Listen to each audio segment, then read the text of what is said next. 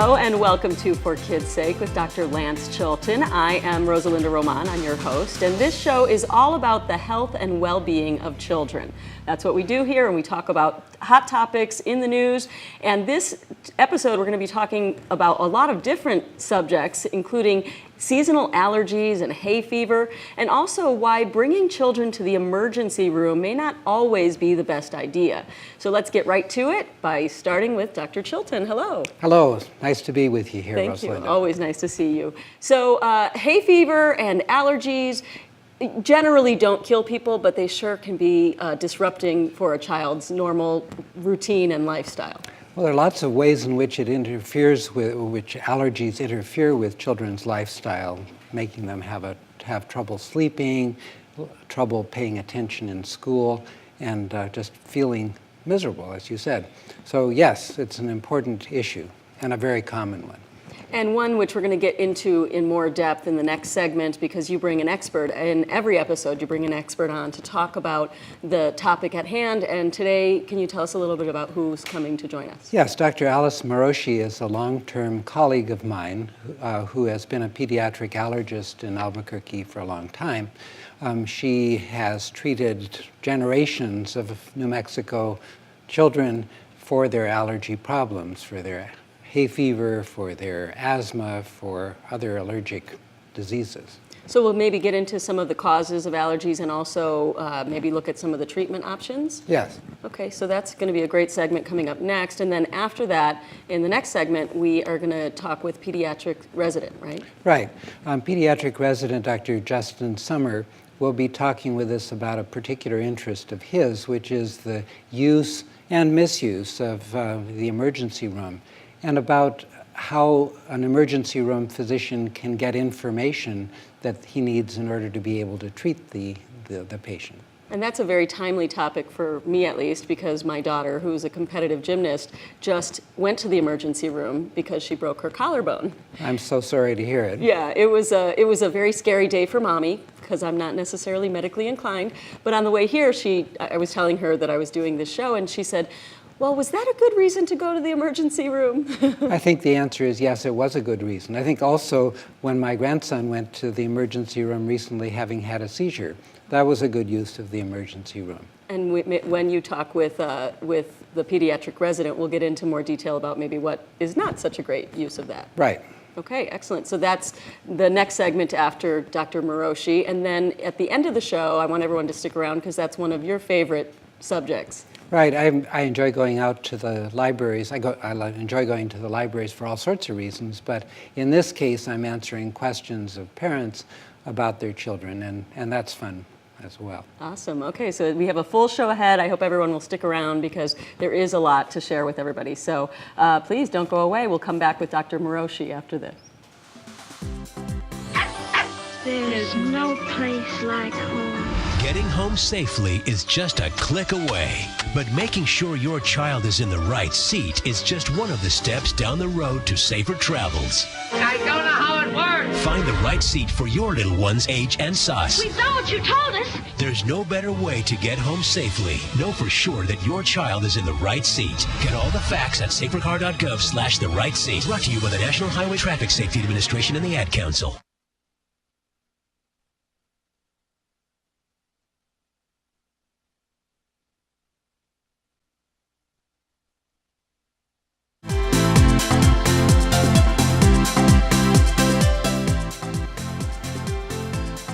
Welcome back to For Kids' Sake. And for people who suffer from allergies, it always seems like allergy season here in New Mexico and in other states.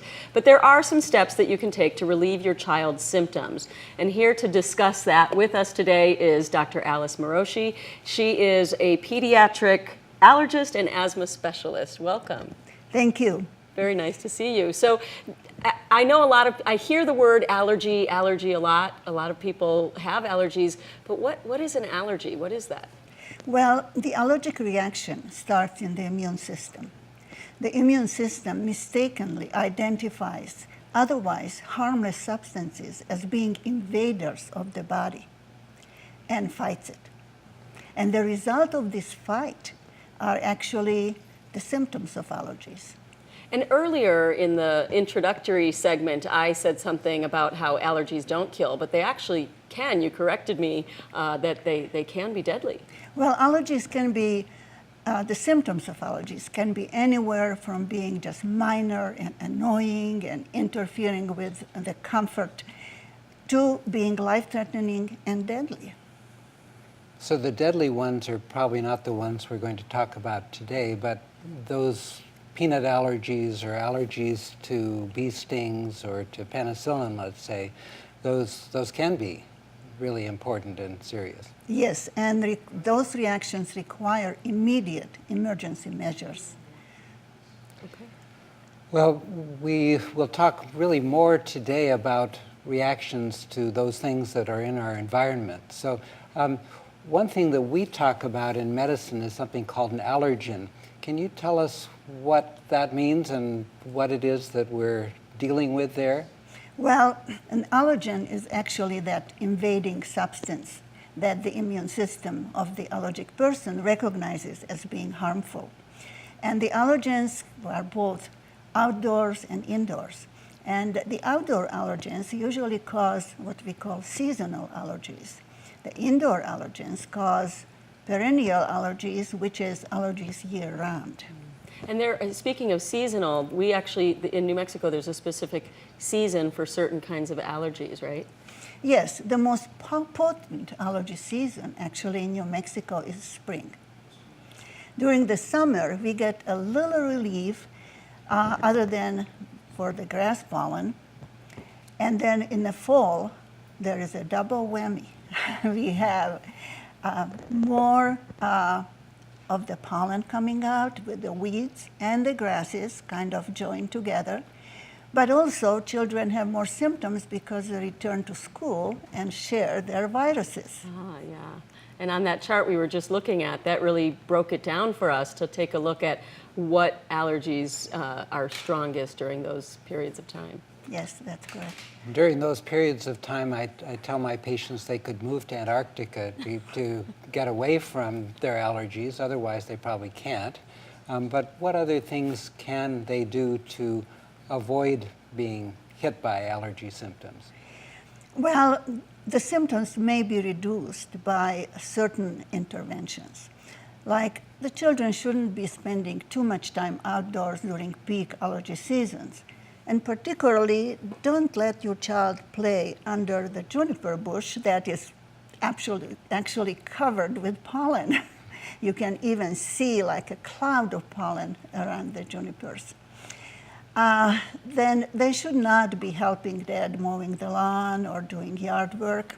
They can do the dishes, though. I was just going to say, my kids will love that excuse. When I said that to my patients, they absolutely, their boys just light up. And I said, no, you can wash the car, you can wash the dishes. And then the mood goes down suddenly. The other thing is driving in the car, the windows should be closed and use air conditioner in the car, which filters out some of the allergens. The bedroom windows should be also closed.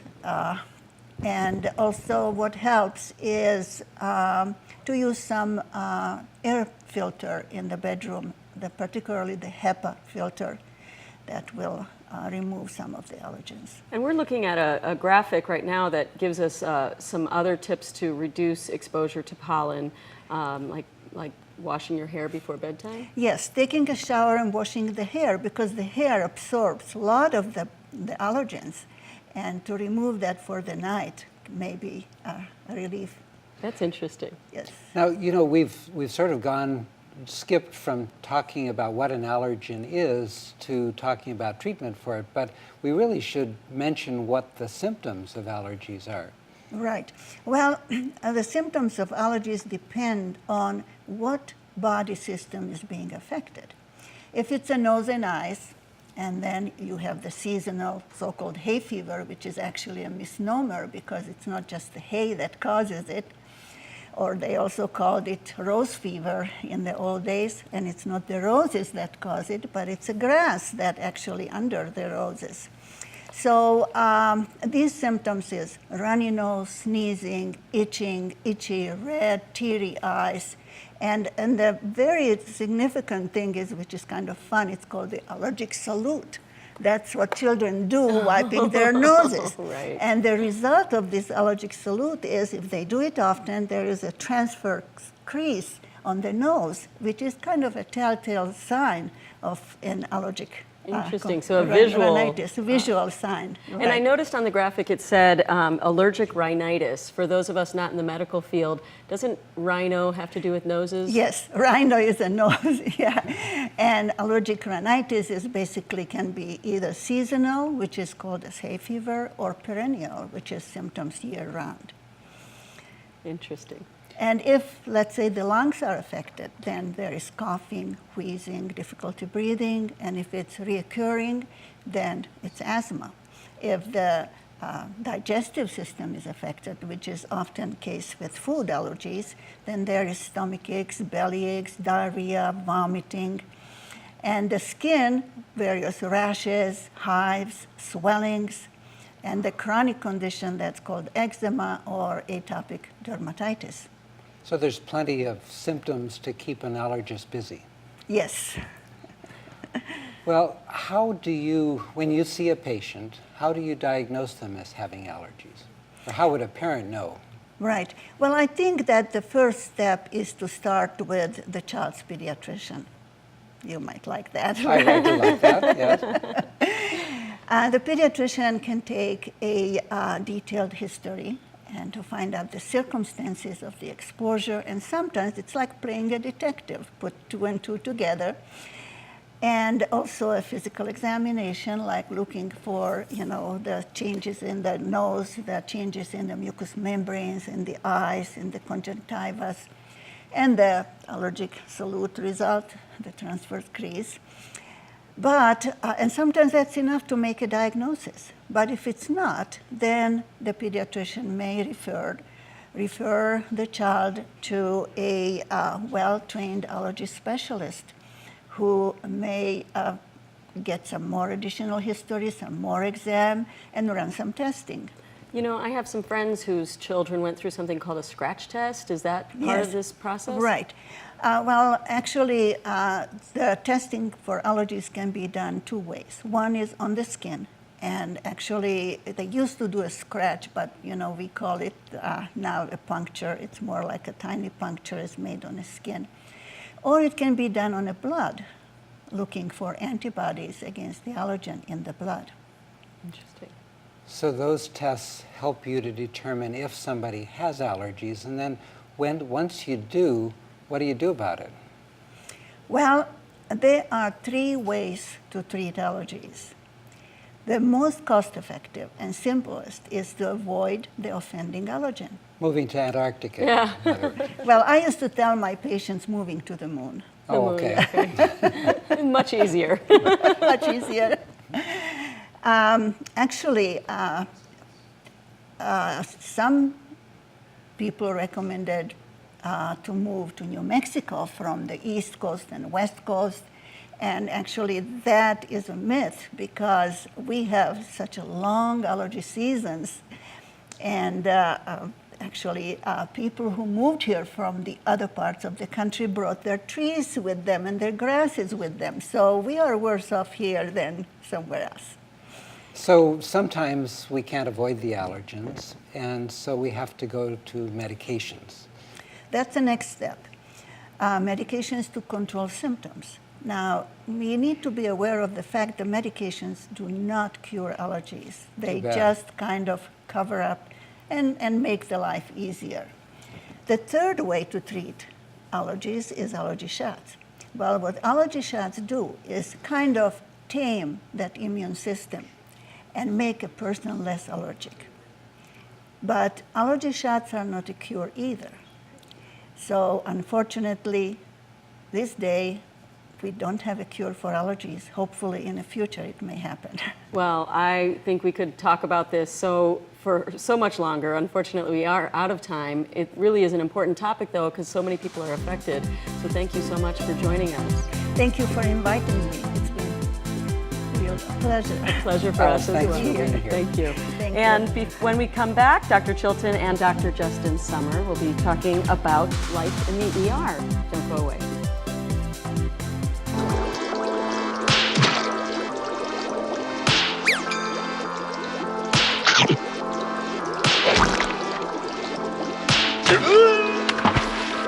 Kids will spend 57 minutes making me go splat.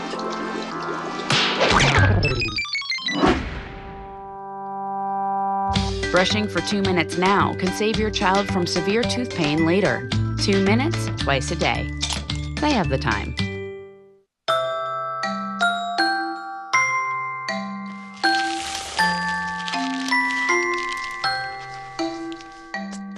Kids will spend 8 minutes decorating their little brother.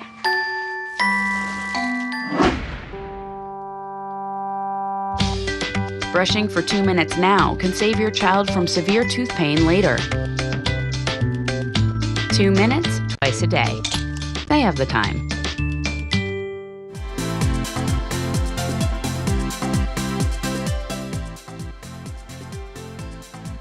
Welcome back to For Kids' Sake.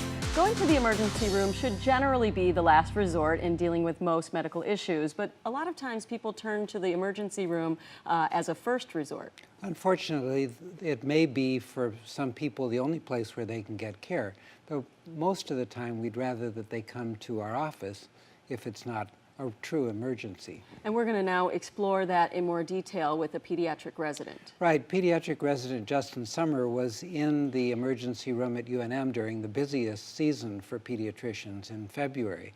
And he has some experiences that he relates to us about children who should be there and children who might better be taken care of somewhere else. It's a great conversation. Let's listen in. I'm here with pediatric resident Dr. Justin Summer. Justin, thanks very much for joining me today. Thank you for having me, Dr. Chilton. Well, here we are in UNM Hospital in the pediatric section, and we hear babies crying in the background. I suspect you heard that quite a bit when you were in the emergency room. Definitely. Now, you were in the emergency, and we're talking about emergency care today. When you were in the emergency room in February, you probably heard some crying babies and saw some older kids too. What was going on there in February? Well, February is the busiest time of the year for us here in the hospital, and especially in the emergency department. We saw lots and lots of respiratory illnesses, lots of colds, lots of kind of pneumonia and lung infections, things along those lines. So we were definitely very busy and frequently saw lots of babies that were crying. Yeah. Do any patients stand out that you could mention for our audience? Well, quite a few, but I did see quite a few as asthmatics, patients with asthma that got colds or other respiratory infections, and the asthma made them a little bit worse off than a normal healthy child. We frequently saw lots of children with medically complex histories, I guess is a good way of putting it, or chronic medical conditions that are more likely to get these kind of viruses and need to be hospitalized for them. Mm-hmm. A lot of people think that parents and older people use emergency rooms too much. Did you see evidence of that when you were in the ER? Occasionally we did. We did see some people coming in for non-emergent reasons, seasonal allergies, medication refills, those types of deals. But I felt that was less so in the pediatric emergency department than in previous adult emergency departments that I've worked in. I feel like parents overall are just trying to get what's best for their children done here at the hospital. How would you go about limiting some of that inappropriate use, both in children and in adults? Well, I think that before we start there, I'd start a little bit before that, and I'd say that emergency care in general is not very efficient and it's very expensive. Meaning that you see a new doctor every time, they do not know your history. It takes a little while to get the medical information that we need to appropriately treat you. On top of the fact that because we are open 24/7, we need staff available all the time, and we need a lot of medications emergently, I think that drives the cost of the emergency department up considerably, and having patients informed of that and parents informed of that is the first place to start.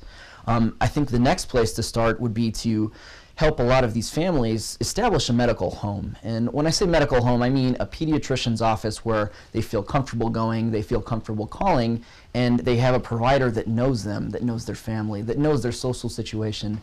I think that's really the first place to start I guess, reducing the number of unnecessary emergency department visits.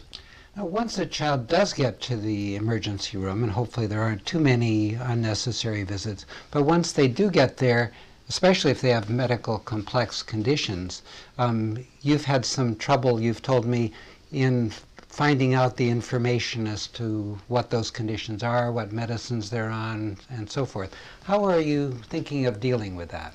Well, so part of the issue is that electronic health records are sort of where we're at in this day and age. Every hospital is going towards that model, and we don't have systems that can talk to one another. So, for instance, somebody receiving their medical care at Presbyterian Hospital, then coming to you in the university hospital for healthcare, I can't look at their information, and I can't see that they've had this history of surgeries, this history of chronic lung disease, these medications, those types of things. And so we'd frequently get these medically complex children that would come to the hospital, and either they weren't accompanied by their parents, or their parents just frankly forgot some of their vital health information. So anybody that has been in the hospital as frequently as some of these parents, it's understandable that they're not going to remember every detail. Mm-hmm. It's just difficult to have access to that information unless we've seen them before. And you're working on this. I believe you have a project where you're working to improve the information for children with special health care needs. Can you talk about that a little? Of course. Thank you for bringing that up. Now, part of, like I mentioned before, there is no centralized system or centralized way of accessing medical information from patients that have seen multiple providers and in multiple healthcare systems. And so I'm proposing either one of two ways, really. One would be a central database that we can access in order to get these medication lists, these histories, and those sort of deals. Or the other step, alternatively, would be to create a device that these patients wear and have on their person that is accessible.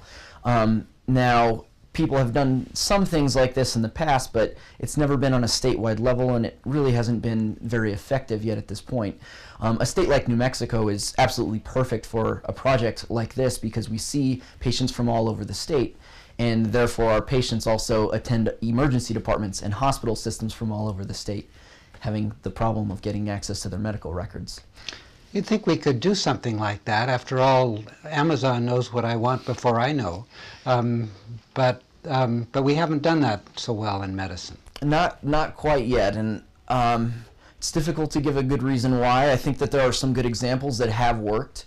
For instance, the New Mexico State Immunization Database is a very good example of a centralized resource that we can all access to look for some medical information, but this may be a little bit more difficult in terms of deciding who actually has access to this kind of a system, because we also want to make sure that we don't violate HIPAA and we protect people's information as well. So HIPAA is the health privacy, I can't remember what all those letters stand for. It's essentially to protect an individual's health information from common knowledge to everyone else. It's kind of a way for them to maintain their privacy and the standard for doing so. Well, I think emergency care is not going away, and we're going to have it with us. So I'm really glad that you're here to talk about it, number one, and number two, that you're working on getting better information for those who have to go to emergency rooms and those who take care of them. Thanks so much for being with me today. Certainly. Thank you for having me, Dr. Chilton.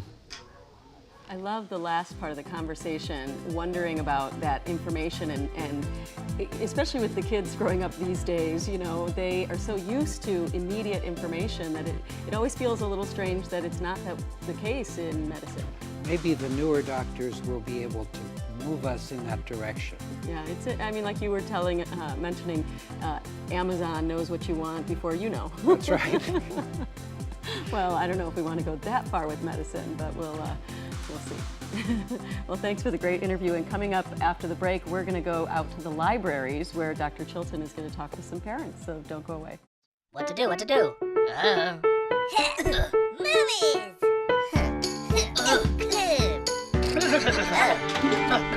To do or not to do? Need a little culture? Check out the new online calendar and plan your night out on the town. Find film festivals, club events, and live theater. There's more to do in ABQ. abqtodo.com.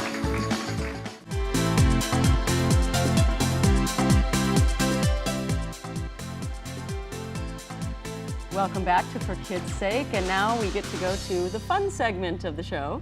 They're all fun, but this is fun for you to get out to the community. This is particularly fun for me to answer questions from usually moms who have brought their children to the library for a good time and maybe a little information. Yeah, so let's go to that segment now and hear what some of the parents want to know. All right, I had a question about Ayla is milk intolerant. She's been since she was really little. She used to have blood in her stool through breastfeeding for me. But we cut that out and everything's been good. Milk and soy, actually. But I'm still breastfeeding her, and I want to until she's 2, but I also want to start cutting back a little. But I know she needs the nutrients and stuff from the milk still, so I was wondering what a good alternative to cow's milk might be. So she's allergic to both cow's milk proteins and soy proteins. Yes. Is that right? No, so what she gets from milk, or what people get from milk, are several things. They get protein, they get calcium, and they get vitamin D.